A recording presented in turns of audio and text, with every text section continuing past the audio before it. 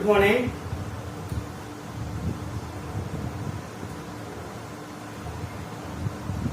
कल की जो लास्ट क्लास थी उसमें अपना ये चल रहा था, ये को मैंने छोड़ दिया था। पाठों में खनिज पुष्पों की आवश्यकताओं के अध्ययन की विधियां ये चल रही थी। इसमें पहली विधि करा ली थी मैंने एक, इसको कहा था पादप भस्म विश्लेषण, पहली हो गई थी। और ये कहा था कि दूसरी नेक्स्ट क्लास में पढ़ेंगे।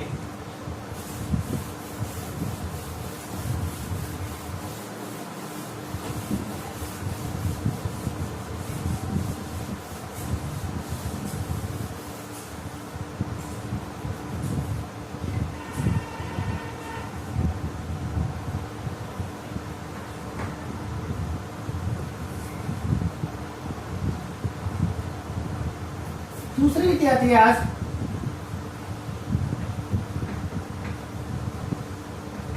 बालू संवर्धन प्रयोग या विधि। बालू मिट्टी से प्रयोग करके आवश्यक पदार्थों का अध्ययन किस प्रकार से किया जाता है, इसको कहते हैं बालू संवर्धन प्रयोग। देखो, इस विधि के द्वारा आवश्यक पोषक तत्वों की उपस्थिति का अध्ययन करने के लिए इन्होंने क्या किए, कुछ पात्र लिए।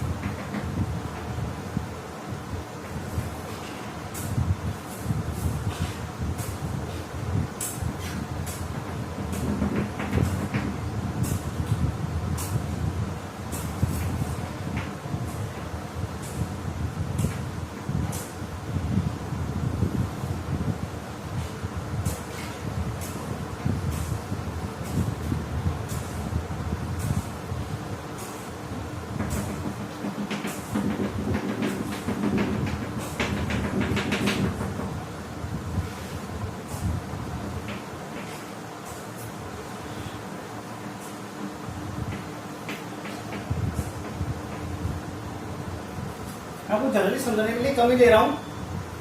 अब देखो, सबसे पहले क्या करते हैं, जब बालू संवर्धन का जब टेस्ट किया था तो सबसे पहले बालू मिट्टी ली। उस बालू मिट्टी को सबसे पहले जो एसिड होता है, हाइड्रोक्लोरिक एसिड होता है, उससे सबसे पहले उस बालू मिट्टी को पूर्ण रूप से धोया गया, जिसको कहते हैं पूर्ण रूप से निर्जीवित करना, ताकि उसमें किसी प्रकार के पोषक तत्व प्रेजेंट नहीं रहे। बिल्कुल 100% प्योर, बिना खनिज पोषक वाली बालू मिट्टी लेनी है, राइट। उसको मिट्टी को धोकर सुखा लिया जाता है और सुखाने के बाद उसका उपयोग बालू संवर्धन में किया जाता है, राइट। क्या कहा था मैंने, सबसे पहले जिस बालू मिट्टी का उपयोग बालू संवर्धन में किया जाता है, उस बालू मिट्टी को सबसे पहले HCl से निर्जलीकृत किया जाता है, अर्थात उसमें HCl से धोने के बाद में किसी भी प्रकार के पोषक तत्व प्रेजेंट होने की संभावना नहीं रहती है। वो 100% उसको प्योर करना है, उसे धो करके सुखाया जाता है और जब सूख जाती है तो उसके बाद में संवर्धन में उसका यूज किया जाता है, राइट। अपने पात्र ले लिए, जनरल में आपको ABCD वो 4 ले लिए। इन चारों पात्रों में दो जो आपको पात्र दिखाई दे रहे हैं, इनमें तो जनरल प्लांट्स लगा दिए, और जो दो पात्र दिख रहे हैं, इनमें नियंत्रण पादप लगा दिए, कंट्रोल प्लांट्स। इनके अंदर चारों में समान रूप से जो आपने शुद्ध बालू मिट्टी की थी उन चारों में इनको मिट्टी को भर देते हैं। राइट, यह तक आया समझ में? क्या किया? सबसे पहले बालू मिट्टी ली, HCl से उसको निर्जमीकृत किया, धोकर उसको सुखाया, सुखाने के बाद उसको चारों पात्रों में समान रूप से उसको भर दिया। भरने के बाद में दो में अपन ने सामान्य प्लांट्स लगा दिए, दो में अपन ने कंट्रोलर प्लांट्स लगा दिए। ये काम करने के बाद अब अपन को पड़ती है खनिज लवणों की आवश्यकता। इसीलिए क्या करते हैं, ये दोनों जो प्लांट्स है ना, इन दोनों पात्रों में तो जो भी खनिज पोषक पाए जाते हैं उन सभी खनिज पोषकों को पानी के विलयन में घोल करके और इन दोनों पात्रों में डाल दिया जाता है। कहने का मतलब ये है कि इन जो पादप हैं, इन दोनों पात्र हैं, इनमें तो पूर्ण रूप से जो भी पादप के लिए स्वस्थ वृद्धि विकास के लिए जो भी आवश्यक पोषक तत्व अनिवार्य होते हैं उन सबको पानी में घोल करके और इन दोनों में इनको डाल दिया गया। राइट, जब इनमें पूर्ण रूप से पोषक तत्व प्रेजेंट होंगे तो ये तो स्वस्थ वृद्धि दर्शाएंगे क्योंकि पूर्ण रूप से सभी पोषक तत्व मिल रहे हैं। अब रही बात इनकी, अब इनमें क्या किया इन्होंने, सभी तत्व डाले जो पादप के लिए नेसेसरी हैं, सभी तत्व डाले, लेकिन एक जो कोई भी एलिमेंट्स है उसको उसने कम मात्रा में डाला। जैसे सपोज करो, मान लो उसने और सब डाल दिए, लेकिन जो आयरन है Fe है इसकी क्या कर दी, इसने कमी कर दी। बाकी सब तो डाल दिए लेकिन किसकी कमी कर दी, Fe की कमी कर दी। अब इस पादप में जब सभी विलयन डाले गए लेकिन इस पादप को आयरन नहीं मिल रहा, और ये आयरन इस पादप में कौन सी क्रिया का नियमन करता है, जब इस पादप को ये आयरन नहीं मिलेगा तो इस आयरन की कमी से इस पादप में कोई ना कोई रोग उत्पन्न होगा नहीं होगा। जिस काम के लिए जो पोषक तत्व चाहिए और वो नहीं मिले तो उस चीज की कमी होने से कोई रोग होगा नहीं होगा। जैसे सपोज करो, मान लो अपन को प्रोटीन दूध से सबसे ज्यादा प्राप्त होती है और अपन को दूध नहीं मिलेगा तो प्रोटीन कमी आएगी नहीं आएगी। अब उस प्रोटीन से रोग उत्पन्न होंगे, उसका जिम्मेदार कौन होगा, दूध होगा नहीं होगा। जब सभी पोषक तत्व तो हैं लेकिन Fe नहीं है और Fe की कमी से जो रोग उत्पन्न होता है, जब समझ आएगा ये आवश्यक माना जाता है। और यदि इस Fe की कमी से जो रोग उत्पन्न नहीं होता है, कोई प्लांट स्वस्थ दर्शाता है, तो इसका मतलब ये पादप के लिए अनिवार्य नहीं होता है। आया समझ में? इसी प्रकार से इन वाले में बारी बारी से एक एक तत्व की कमी करके और इनका अध्ययन किया जाता है। इस प्रकार से इसको कहते हैं बालू संवर्धन। क्या कहते हैं, बालू संवर्धन कहते हैं। आया समझ में? अब सर एक बार और समझा दो, सुनो। सबसे पहले इधर देख लो, लिख देता हूं शॉर्ट में। सबसे पहले क्या लेते हैं,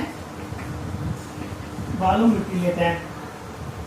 ठीक है, इस बालू मिट्टी को HCl से निर्जमीकृत करते हैं, धोकर सुखाते हैं।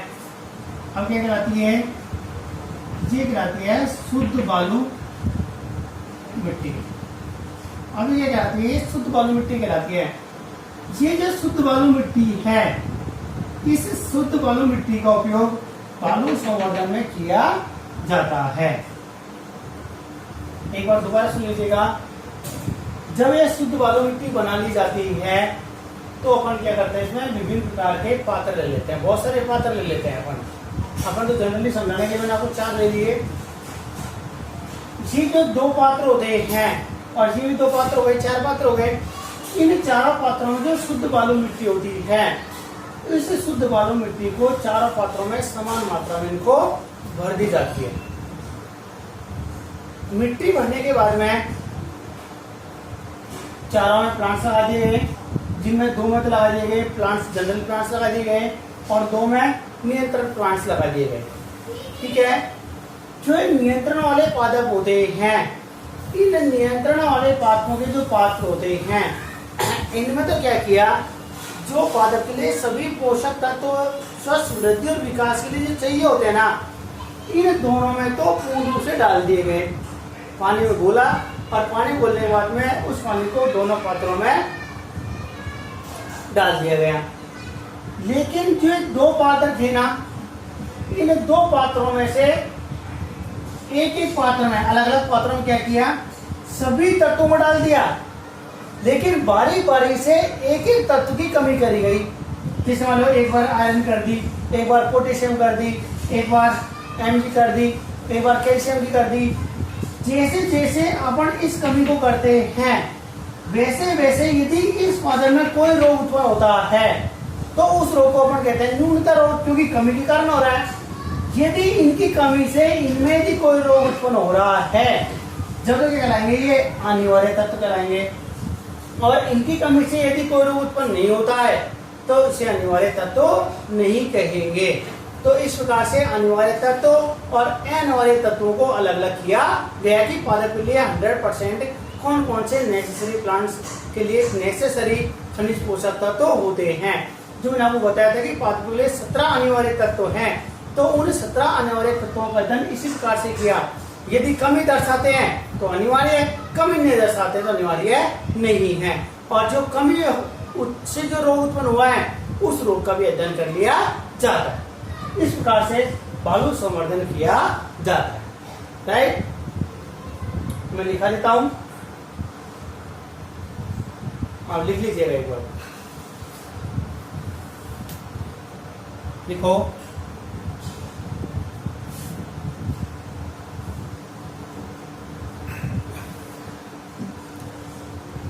पॉइंट डालो, नंबर 2 इसी डालो, बालू संवर्धन विधि या बालू संवर्धन प्रयोग।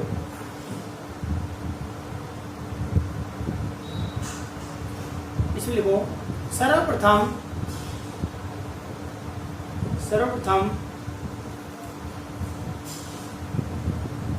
जिस बालू मिट्टी का उपयोग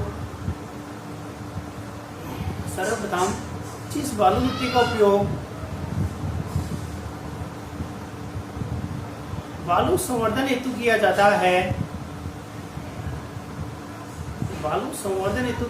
है, उसे सर्वप्रथम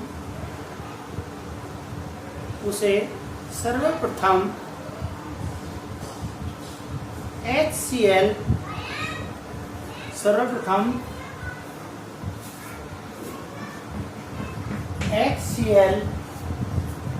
से निर्जमीकृत करते हैं।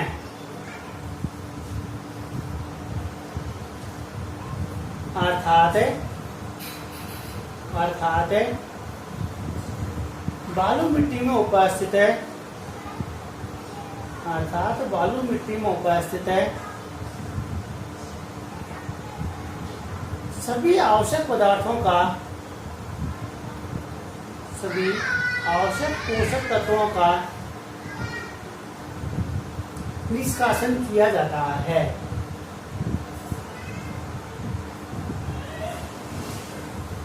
नेक्स्ट डाल के देखो, इस बालू मिट्टी को धोकर पूर्ण रूप से सुखाया जाता है। इस बालू मिट्टी को धोकर पूर्ण रूप से सुखाया जाता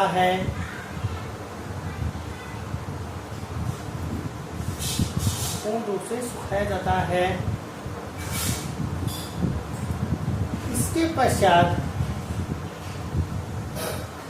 इस बालू मिट्टी की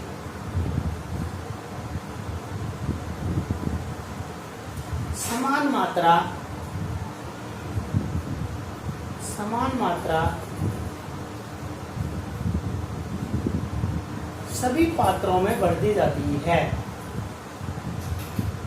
सभी पात्रों में पात्र मतलब जार में भर दी जाती है।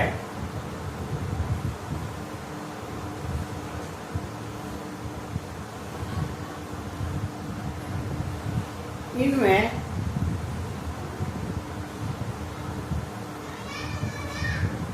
कुछ पात्रों में पादप लगाए जाते हैं, कुछ पात्रों में प्लांट्स लगाए जाते हैं,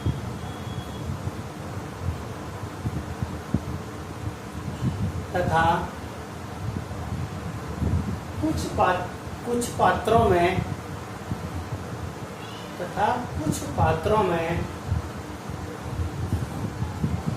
नियंत्रण पादप उगाए जाते हैं।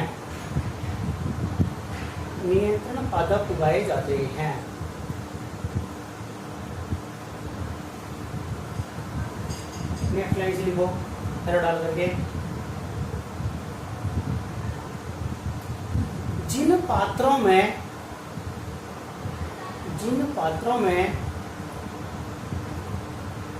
नियंत्रण पादप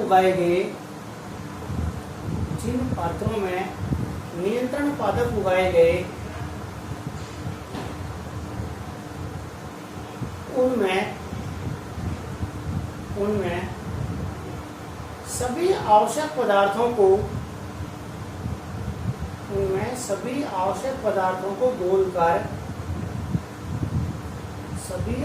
पदार्थों को जल में घोलकर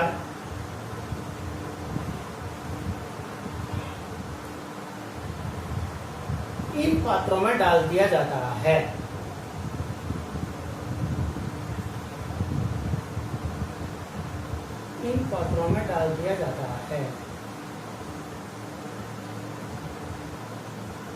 जिसके कारण ये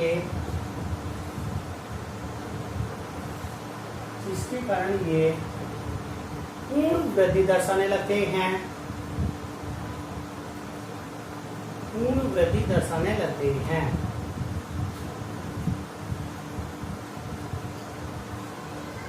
तथा शेष बचे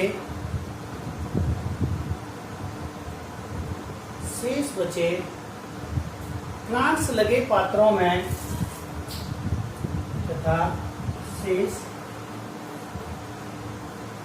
पादप लगे पात्रों में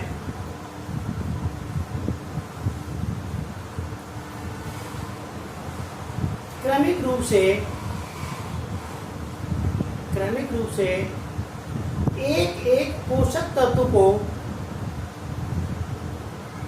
एक पोषक तत्व की मात्रा को कम करके समस्त पोषक तत्वों के विलयन को डाला गया।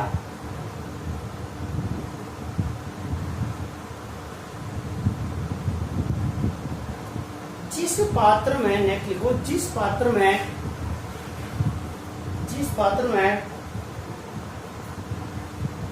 पात्र में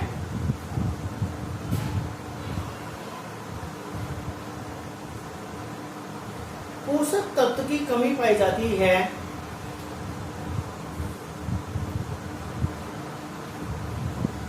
तो उसमें कुछ विकार उत्पन्न हो जाते हैं।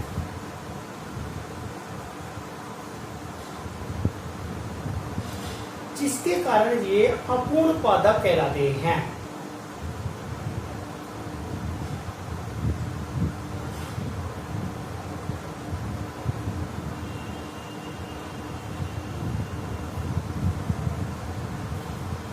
नेक्स्ट लाइन लिखो।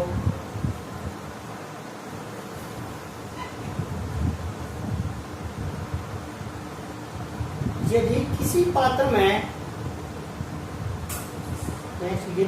पात्र में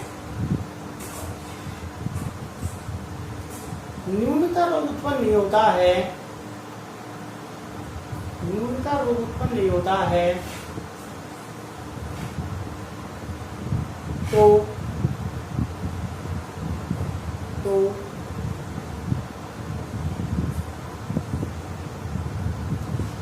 वे अनिवार्य तत्व की श्रेणी में माने जाते हैं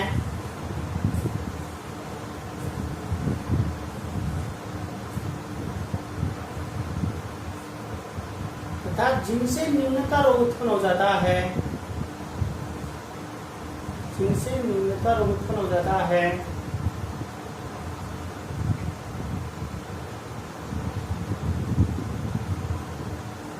आने वाले तत्वों की श्रेणी में माने जाते हैं।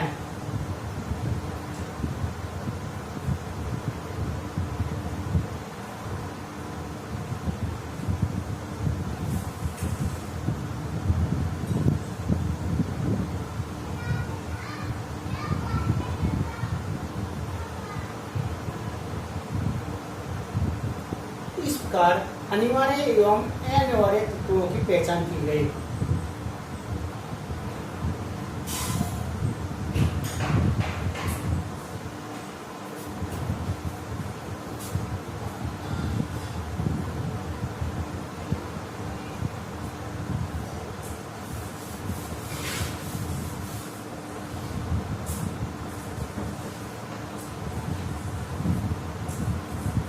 ठीक है, अब इसको ना यहाँ से उतार करके सेम में बढ़ा लो। ये बालू मिट्टी इसमें बढ़नी है, ठीक है। बालू मिट्टी ऐसे धोकर सुखाना, शुद्ध बालू मिट्टी को इसमें बढ़ना, ठीक है। ये उतार लो सेम।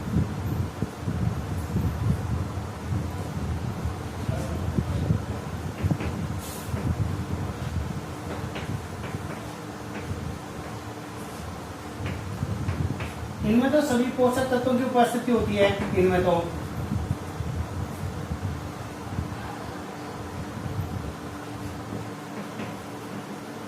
सभी पोषक तत्व उपस्थित, लेकिन कोई सा भी ले सकते हैं, एक एक लेना है, बहुत सारे सबको चेक करना है। मैं जल्दी लिख देता हूं, जैसे लेकिन पोटेशियम की न्यूनता, ठीक है। इसमें भी ये लिख देता हूं मैं, सभी पोषक तत्व उपस्थित लेकिन कैल्शियम की न्यूनता।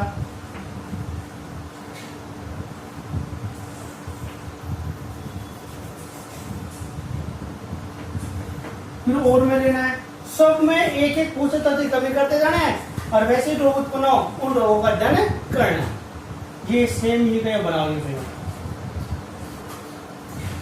ये इन दोनों में, ये इन दोनों में, ठीक है। तीसरा होगा उसमें कोई कैल्शियम का जाएगा, सीएल का जाएगा, ऐसे एक एक कमी करती जानी है और वैसे एक एक जांच करनी है।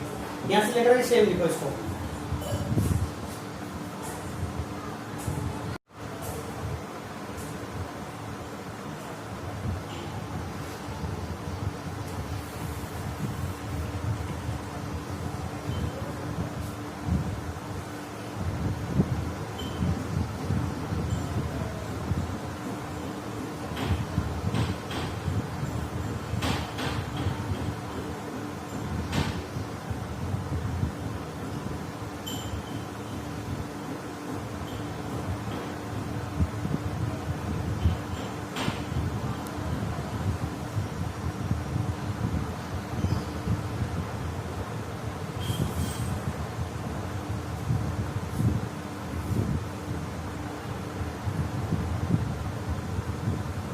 हो गया कंप्लीट।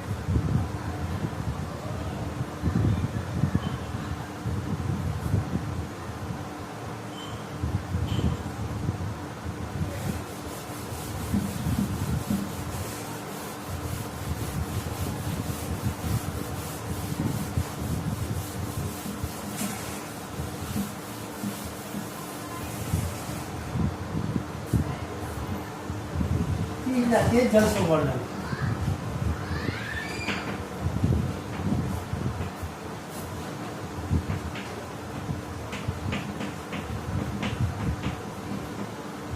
हाइड्रोपोनिक्स, जल संवर्धन। तीसरा मेथड डालो, जल संवर्धन।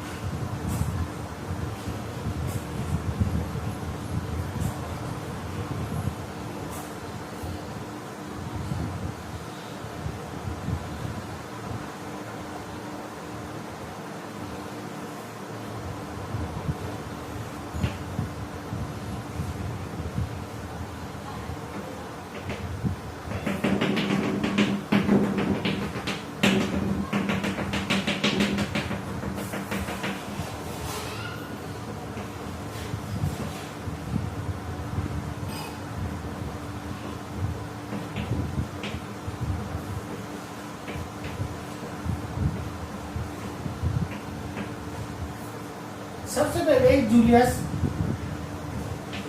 सेक्स नामक वैज्ञानिक था। कि जूलियस सेक्स नामक वैज्ञानिक ने सबसे पहले 1860 में ये बताया कि जो प्लांट्स होते हैं ना, ये बिना मृदा के भी जो पोषक वाला विलीन होता है ना, उसमें ये आसानी से उगाए जा सकते हैं। ये स्वस्थ वृद्धि ये दर्शाते हैं। जिसका सबसे पहले बताया था जूलियस सेक्स ने 1860 में। और उसके बाद में ये कहा गया कि प्लांट्स होते हैं ना, उन पादपों को बिना मृदा के भी पोषक युक्त विलयन में जल में इनको आसानी से उगाया जा सकता है। तो ये कहलाता है इसका जल संवर्धन। जो पोषक युक्त विलयन में जो प्लांट्स को उगाए जाते हैं ना, उस तकनीक को क्या कहते हैं? जल संवर्धन या हाइड्रोपोनिक्स तकनीक कहते हैं। इन्होंने क्या किया? चीज को समझाने के लिए एक पात्र लिया, उस पात्र में पोषक युक्त जल, जो भी खनिज पोषक तत्व उसमें प्रेजेंट्स होते हैं, सबको मिला करके उसको एक पात्र में भर दिया गया और उसमें प्लांट्स लगा दिया गया और इसको पूर्ण रूप से द्वारा कवर कर दिया गया ताकि बाहर से किसी प्रकार की वायु कोई प्रेजेंस नहीं है। इसमें बाहर की वायु को प्रवेश कराने के लिए जड़ों तक हवा को पहुंचाने के लिए एक नली लगा दी गई। इस नली के माध्यम से इनकी जड़ें होती है, यहाँ तक बाह्य वायुमंडलीय वायु आसानी से पहुंच जाती है। ये काम करने के बाद उसने ये देखा कि इसके बाद में प्लांट्स होता है ना, ये वृद्धि दर्शाने लगता है। फिर इसके बाद में इस विलयन को दोबारा चेंज करके दूसरा खनिज पोषक विलयन डाल देते हैं। फिर प्लांट्स की लगातार कंटिन्यू वृद्धि होती जाती है। इसलिए बिना मृदा के प्लांट्स में वृद्धि शो करे, इसलिए इसे क्या कहते हैं? जल संवर्धन तकनीक कहते हैं। ठीक है, लिखो, पॉइंट बाय पॉइंट लिखिएगा। देखो, सर्वप्रथम जर्मन वैज्ञानिक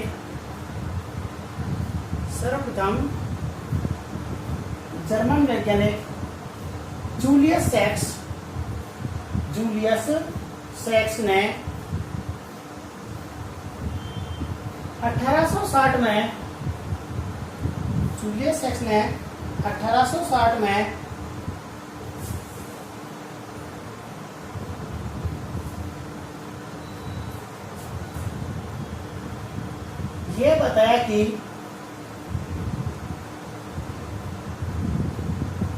ये बताया कि पादपों को बिना मृदा के भी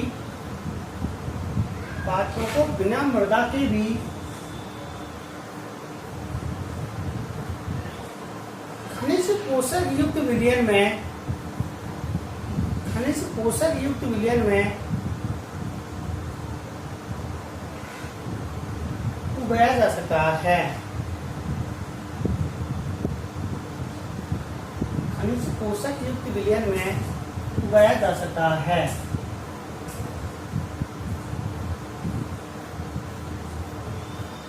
नेक्स्ट लाइन लिखो, अगला लाइन लिखिएगा।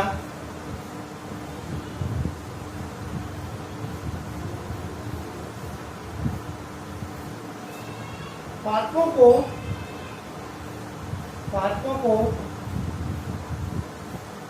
पोषक युक्त विलयन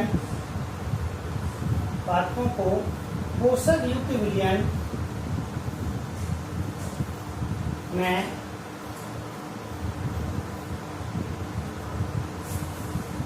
उगाने की तकनीक को जल संवर्धन या हाइड्रोपोनिक्स कहते हैं। जल संवर्धन या हाइड्रोपोनिक्स कहते हैं।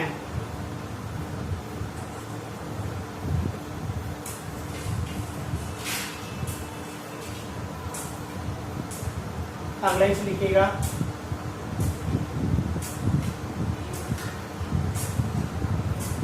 सर्वप्रथम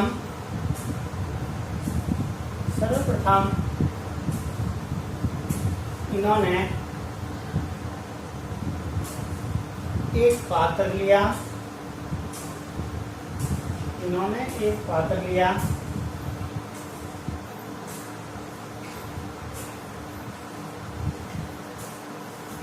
इस पात्र में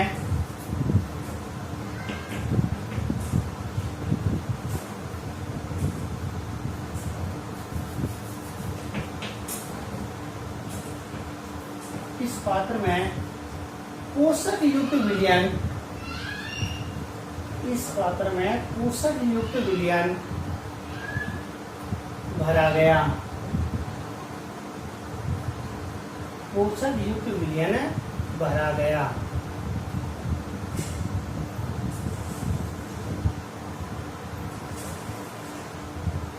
नेक्स्ट लाइन लिखो। इसके पश्चात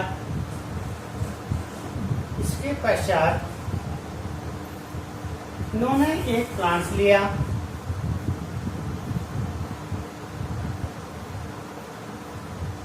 जिसे इस पात्र में रखा गया।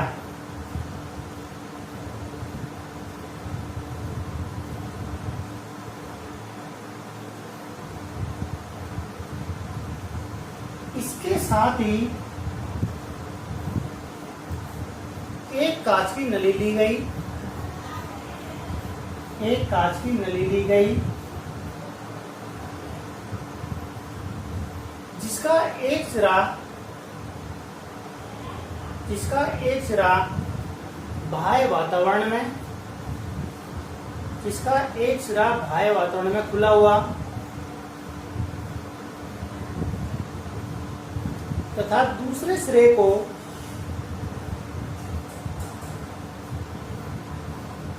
इस प्लांट्स की मूल के पास रखा गया,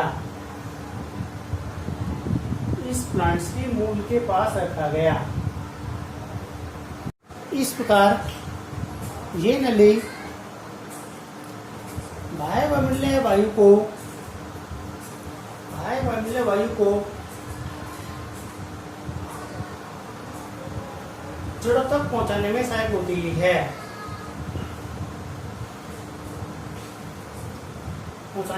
होती है, अर्थात पोषक युक्त विलयन में प्लांट्स को ऑक्सीजन आपूर्ति कराती है।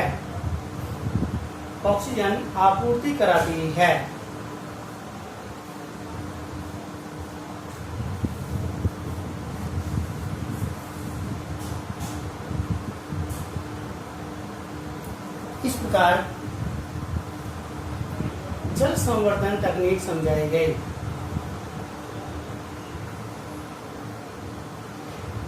धन्यवाद। आज क्लास को यही खत्म करते हैं, कल की नेक्स्ट क्लास पढ़ेंगे।